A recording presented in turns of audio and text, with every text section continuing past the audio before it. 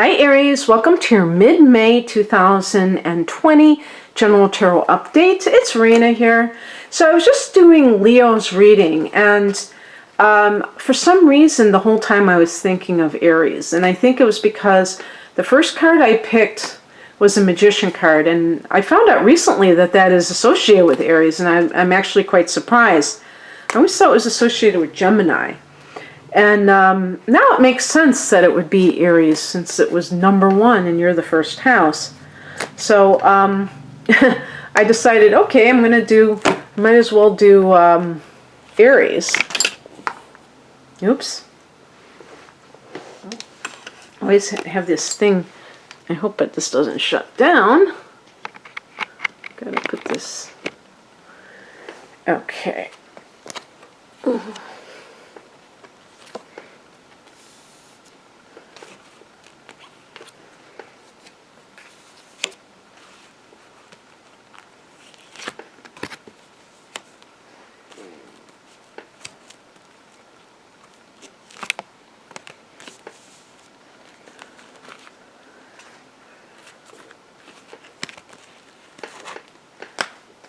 Okay, so the heart of the matter is the Seven of Pentacles, which is a card of this is the farmer's card, the farmer who's assessing his crops. I always like joke and say that guy looks like George Harrison. So he goes, yeah, it does look like George Harrison. And this card is about, you've put in a certain amount of effort into something, and you're seeing if it's paying off, if it is going to provide you with, some kind of a harvest. And the reason that we do that, obviously, is because we are not going to keep putting energy into something that doesn't produce. Whether it's a relationship, dating somebody, and it just doesn't go anywhere, or if you start a business and it just seems like it's, stalling out, it wouldn't make sense to just keep doing it over and over again and never receiving any kind of harvest from that, unless you're doing something just altruistically, if you're just like giving away your time, for instance, which is beautiful. But this is, when we're talking about pentacles, we're looking at tangible things. And so people tend to expect, that they're going to get money if they start a business, that they're actually going to turn a profit, What a wacky concept, right? Or even a relationship. So let's look at the past position that kind of informs this situation. The Empress card. The Empress card is a card that's associated with the signs of Taurus and Libra, because this is connected to Venus, the planet Venus. So all of those traits that we associate with Venus, like love and creativity, and this is also the card of the Earth Mother, or you could just say the Mother archetype. I think this is the Divine Feminine. If anybody knows what she's holding, that shield, and I don't even know if that's I don't know if that's an eagle or what. I don't know what that symbolizes, but if you know, please let me know. Somebody, it's not in this deck, because this is the Rider-Waite deck. She's got a gown on, and it had these little things, and I thought they were cherries or something on her gown, and it turned out to be pomegranates, and that's supposed to be a symbol of fertility, so that's the connection with the mother. But this is also connected to creativity. So anything that is artistic, so if you are involved with some kind of a project like this, then this would definitely be connected with that. And maybe you've been putting in a lot of effort and wondering if it's going to pay off. That's what I would say with the Seven of Pentacles. Is this thing going to pay off? And if this is like a love relationship, that could be, is this going to be just an affair, or is this going to be a long-term relationship? The higher message is the Queen of Pentacles, and this is as a spiritual message or the bigger picture. This can be that, maybe that desire to be someone who is, let's say I was going to say, let's say you're a woman, but it doesn't really matter in a certain sense, because yes, the Queen can be female in gender, but in terms of the what it represents is that mother. That's what the Queen represents. So we have another mother card, a card associated with mothers, a stay-at-home mother. Pentacles is still, could be somebody who is working from home, somebody who wants to be connected to the home in some way. Aries is a masculine sign, so for women who are Aries, there's often that, who also want to be mothers, there's often the greatest amount of, what would be the word? I can't think of the word. It's not ambivalence. It really isn't that word.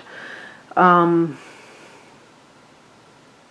maybe it is. It's that sense of not being sure that you want to be a stay-at-home mother and do that 100%, because the fire element really wants to be out there, is extroverted. And sometimes if somebody is staying at home, they can feel like they're isolated from the world.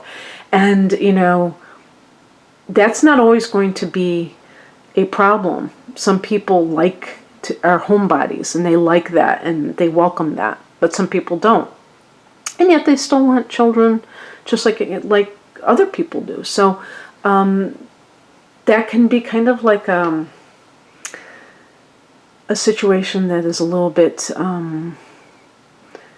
it tugs at your heartstrings a little bit. And maybe another thing too is with the Seven of Pentacles, if you've been trying to have children and you're seeing if it's going to happen, I would say if you really want it, it will happen. And you notice too that when people adopt a child, isn't it interesting when a woman gets pregnant after that? And the doctor may have no medical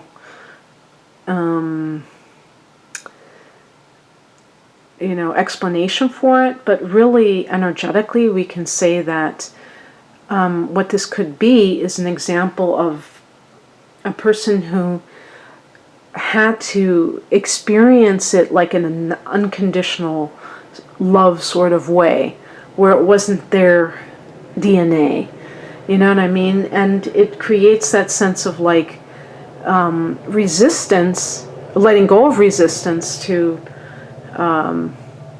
the idea of like, I have to have a kid, I have to have a child, I have to conceive. And when they're able to love a child that they did not conceive, then the resistance is let go of and they're able to do what they want. And this happens a lot with other areas too, that when you give up looking for a job and then somebody calls you, but it's not really like you're just throwing in the towel. It's that you're not trying to force the universe's hand. So perhaps there's something creative that you're doing and you're like, why hasn't it paid off yet?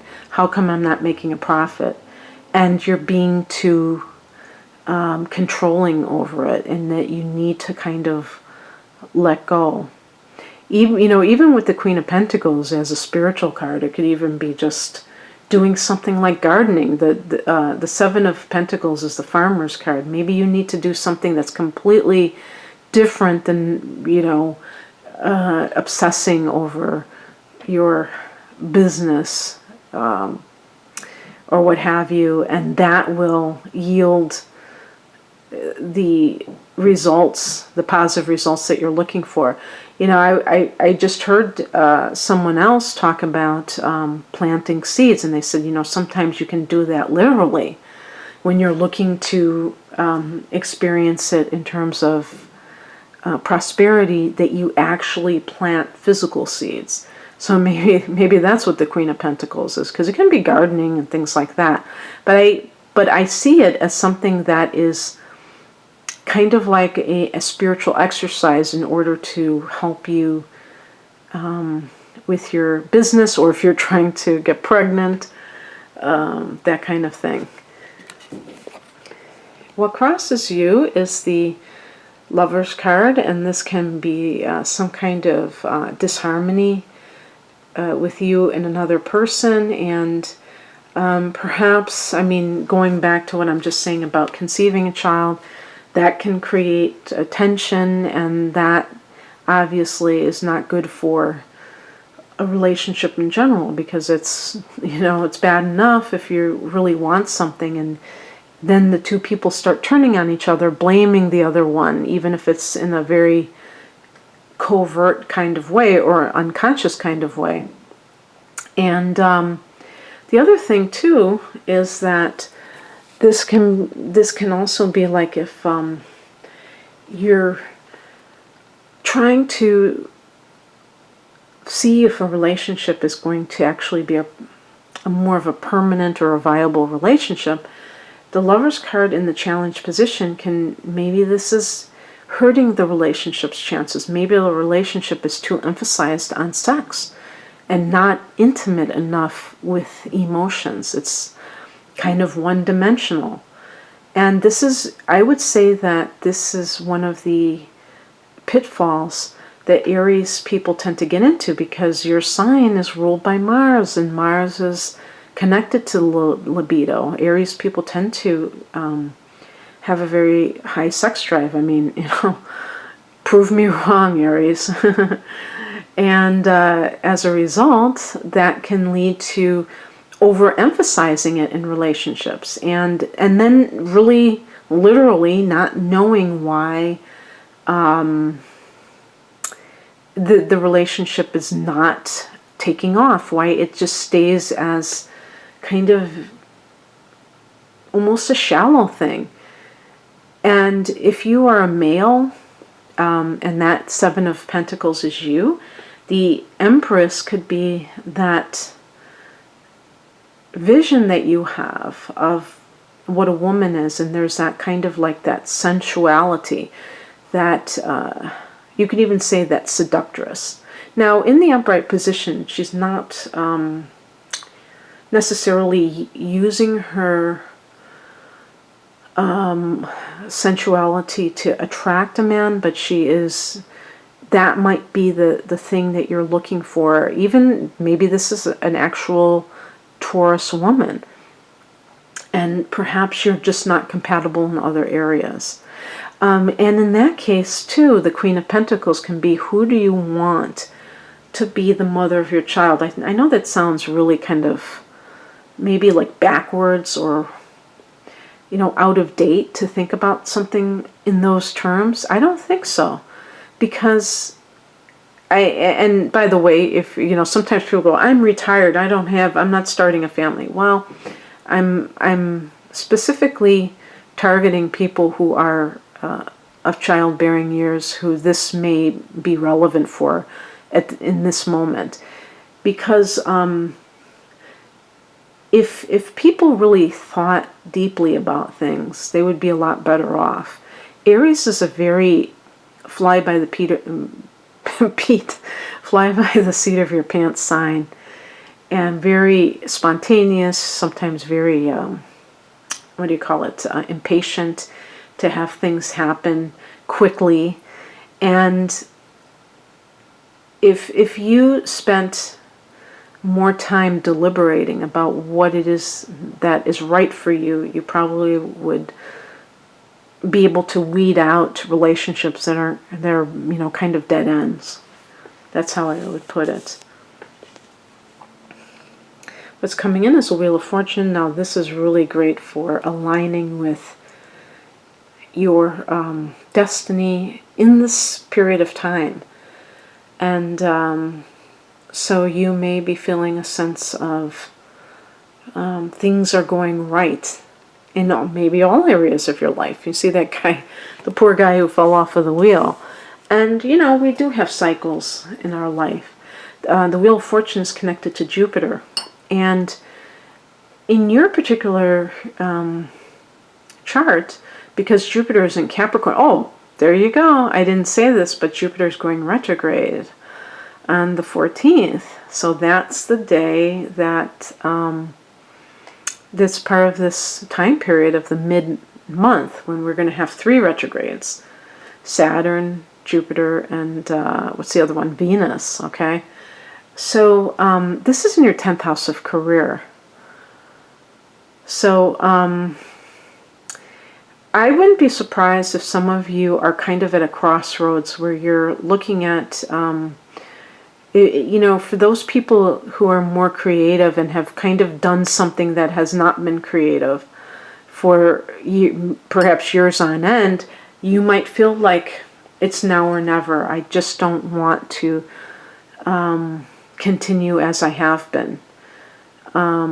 Saturn has recently been in this 10th house.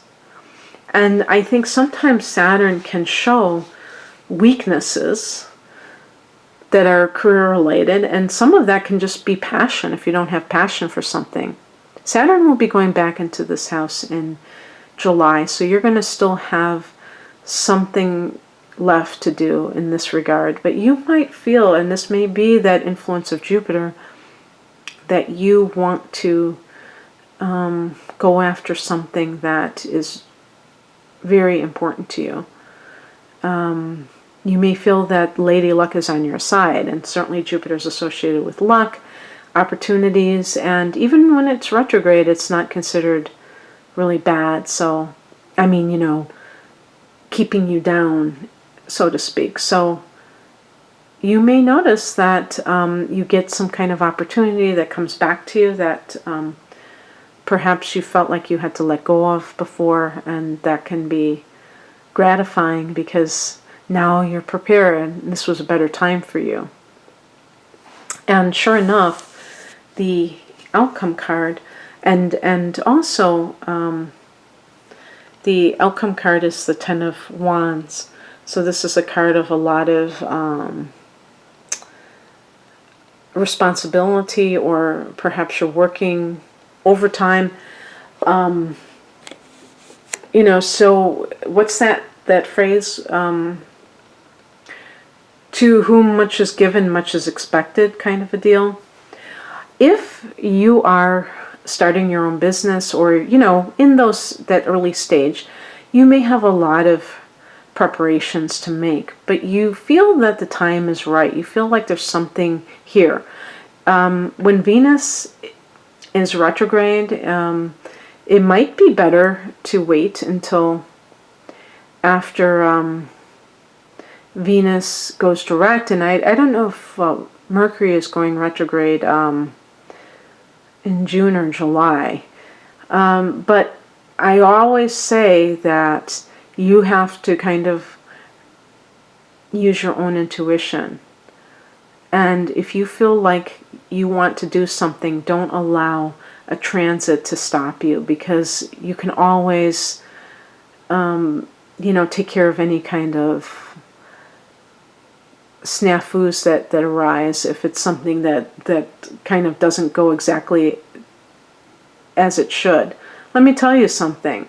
Lately, I have felt like I'm in a Mercury retrograde because of certain tech issues, but there is no Mercury retrograde. So sometimes things happen regardless, and we don't want to be a slave to these transits, and we want to be mindful of how we're influenced, but also understand that we can override those influences, especially if we have like a lot of passion and belief that this is the right time for something.